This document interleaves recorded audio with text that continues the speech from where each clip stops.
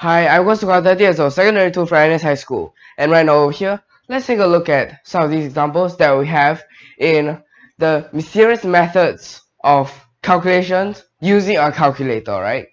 So this is some of the tricks you can use while using a calculator. Let's say this example. So this example is basically a continued root example. And in fact, this continued root example is endless. Or you can call it an endless radical function, right? So those are just some ways to call it. But wait, right now here, we do not know about A, B, or C. Whereas it's different from the past. In the past, we have had constants like 1, 2, 3. But now, what we have here is A, B, C. So are we going to solve this? Nah, we're not going to solve it. I'm just going to tell you how you can set this type of example. So how do we set this?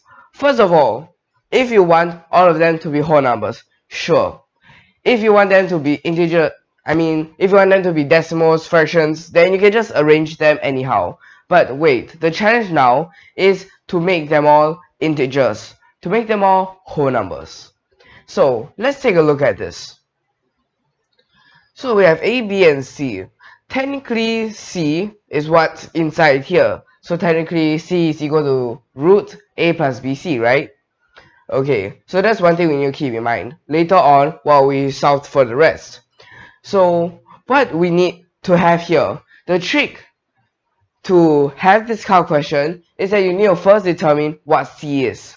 So basically, from what answer you want, you determine your question. Now this is like a reverse way. And after you get your answer, alright, you put it in. But wait, we have two unknowns here, so let's take one of them first. So normally we will take B first. And after B, A will just be that constant left after you subtract them, of course. So that is how you can set this kind of questions. Let's say for this kind of question, let's say what if the C we had is 7. So if the C we have here is 7 and B we have here is 3. So you give example of these two first and then you find your A. So what is our A going to be? So let's take a look at this. If we square both sides, and what I said just now is technically this part is C. So when we square both sides, we basically have A plus BC will be equal to C squared. So C squared is 49 and A plus 3 times 7 is 21. So A plus 21 is equal to 49. So A will be 28.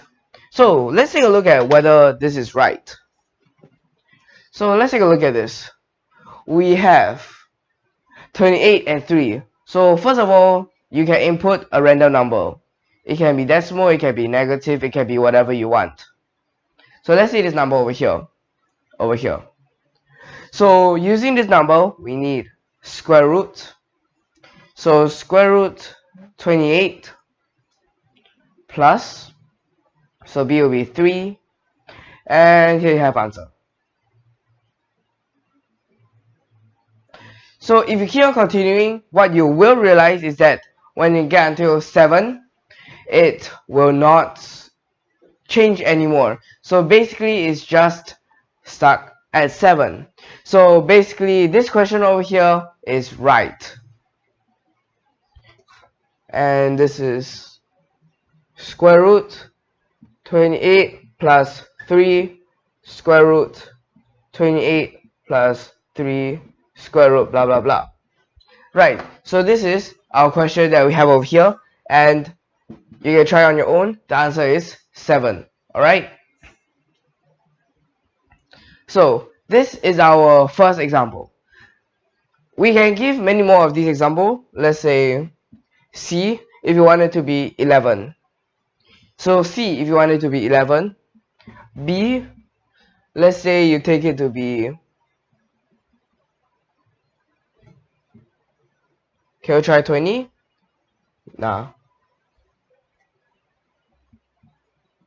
Let's say 10. So C is 11, B is 10. What is our A going to be?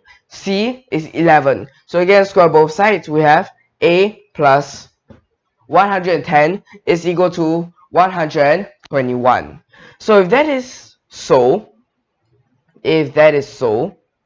what you are going to have will be is 11. Actually, what I gave just now at the very beginning, which is 20, you can also try. It's just that your A will be a negative. And sure, if you want a very complicated question, go ahead. You can make it as complicated as you want. Just that you have to solve it last. So what we will need here is 11 plus 10 square root 11 plus 10 and so on.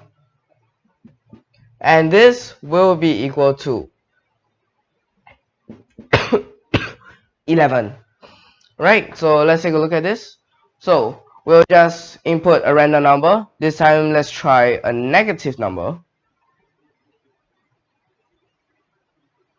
So let's say this number, and we're gonna input square root 11 plus 10 times answer.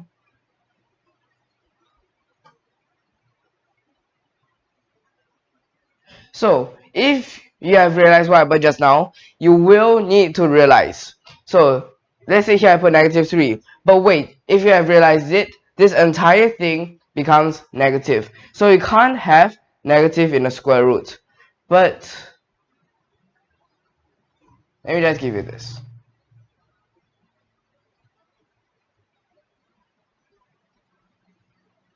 So what you saw just now was a negative inside, but you can't have it. But what I've shown you just now is that not all negatives cannot be put inside. Negative 1, for example, you'll get 11 still.